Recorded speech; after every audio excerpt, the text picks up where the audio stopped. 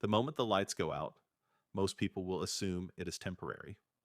They will reach for their phones, check social media, wait for updates, and expect normal life to return within hours.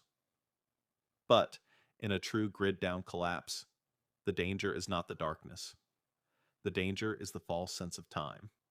Because when the electrical grid fails on a large scale, the clock does not start when the power dies. It starts when critical infrastructure begins to degrade, and most people have no idea how fast that process really unfolds.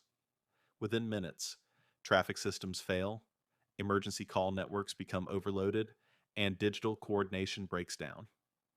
Within hours, water pressure begins to drop in urban areas. Within days, supply chains freeze. And within weeks, entire regions can become unrecognizable. The end of normal is not a dramatic explosion or a visible catastrophe. It is a silent systems failure that spreads like a chain reaction. The first danger in a grid down scenario is not violence or chaos, it is systemic fragility. Modern civilization depends on synchronized electrical stability. Power plants, substations, and distribution networks must constantly balance load and generation. When that balance is disrupted beyond recovery, restarting the grid becomes exponentially more complex. Many people misunderstand this process and believe power can be restored quickly. But large scale failures often require what is called black start capability, where power stations must be restarted without external electricity. This requires specialized equipment, coordination, and functioning communication. If those systems are compromised, restoration can take weeks or months, not hours.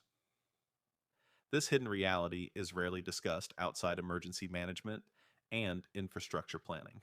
The common misunderstanding is that individuals only need short term backup solutions like flashlights, candles, and a few days of food. This mindset is shaped by short outages and temporary disruptions. But large scale grid collapse changes the entire environment. Refrigeration stops, fuel distribution halts, hospitals switch to limited backup power, internet infrastructure degrades, banking systems freeze. Most urban populations have less than 1 week of accessible resources. After that point, the real crisis begins. The hidden science here is interdependence.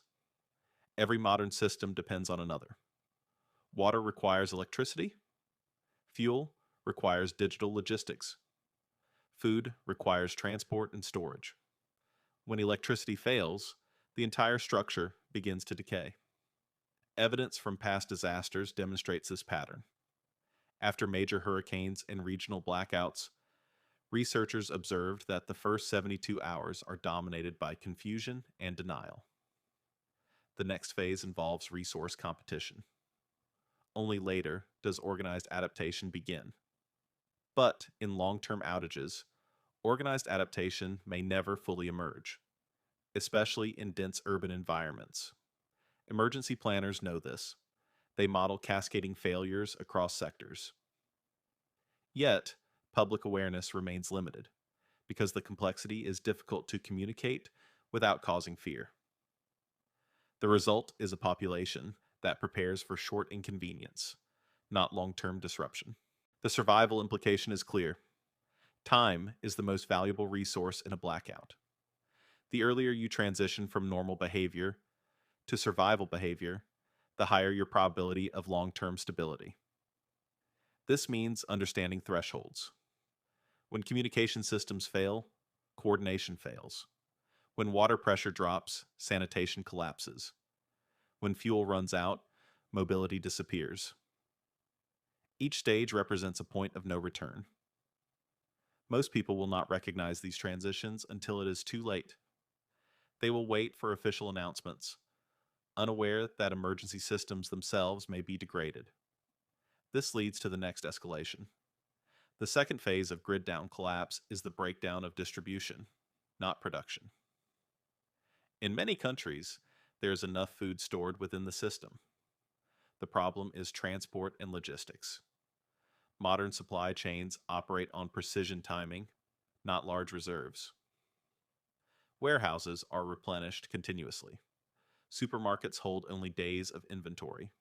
When transport halts, shelves empty rapidly. Panic buying accelerates depletion. The misunderstanding is that shortages are caused by lack of food.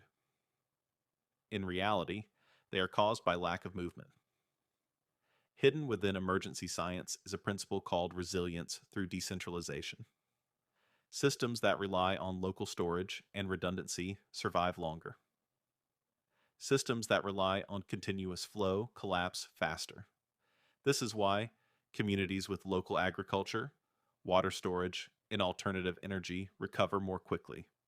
Evidence from prolonged disasters shows that decentralized systems maintain stability even when central systems fail. This is not theory. It is observed in real-world crises across different regions and cultures. The survival implication is that individuals must think in layers, not single solutions.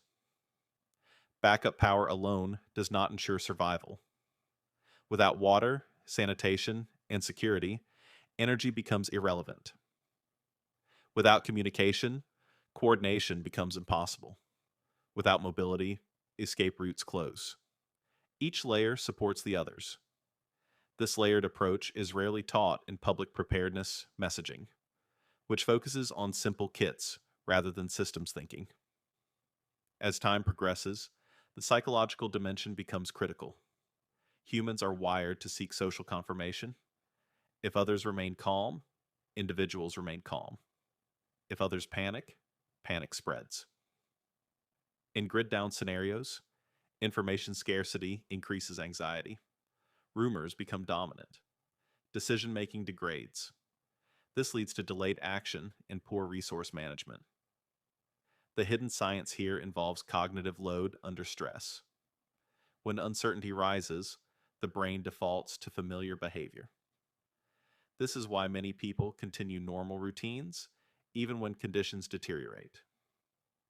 Evidence from behavioral studies during disasters shows that early decisive action significantly improves survival outcomes. Individuals who relocate early, secure resources early, and establish stable routines adapt more effectively. Those who wait for certainty often face depleted options. This pattern repeats across earthquakes, floods, and prolonged outages. Yet most preparedness culture underestimates this factor, focusing on equipment rather than timing. This brings us to the third escalation. Infrastructure decay accelerates after the first week. Waste management fails. Disease risk increases. Clean water becomes scarce. In urban areas, this can become more dangerous than violence. Hidden within public health emergency planning is the recognition that sanitation is one of the most critical survival factors. Historically, more people die from disease after disasters than from the disaster itself. Yet sanitation planning is rarely part of individual preparedness. The misunderstanding is that modern medicine will remain accessible. But healthcare systems depend on electricity, supply chains, and sterile environments. When these degrade, infection risk rises sharply. This creates a feedback loop. As more people become ill, the burden on limited resources increases. Communities that prioritize hygiene and water treatment maintain stability. Those that do not face cascading health crises. The survival implication is that grid-down readiness must include water purification, waste management, and infection control. These are not optional. They are foundational. The hidden advantage lies in knowledge, not expensive equipment. Simple methods such as boiling, filtration, and chemical treatment dramatically reduce risk. Yet, these methods are often overlooked because they appear basic. In reality, they represent some of the most powerful survival tools available. As the blackout extends, the fourth phase emerges. Communication fragmentation reshapes social structure. Local networks replace centralized systems. Information becomes localized and uneven.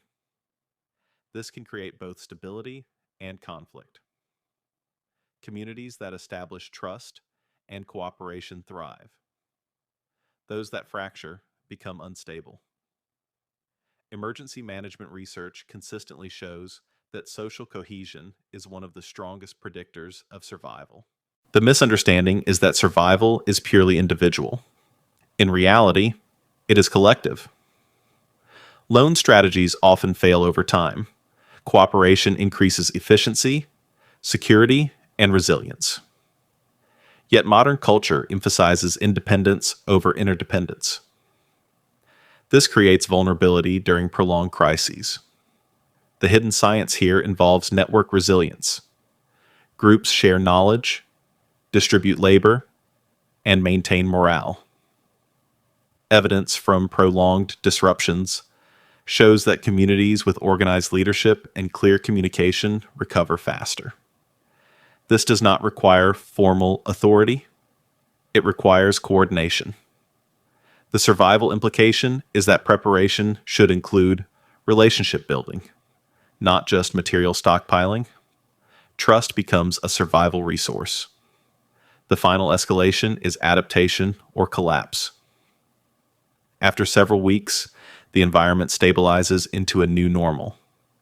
This phase determines long-term survival. Individuals and communities that transition early, manage resources, and maintain cohesion adapt. Others face increasing risk. The end of normal is not a single event. It is a process.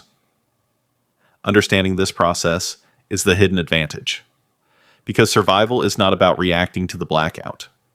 It is about recognizing the phases before they become irreversible.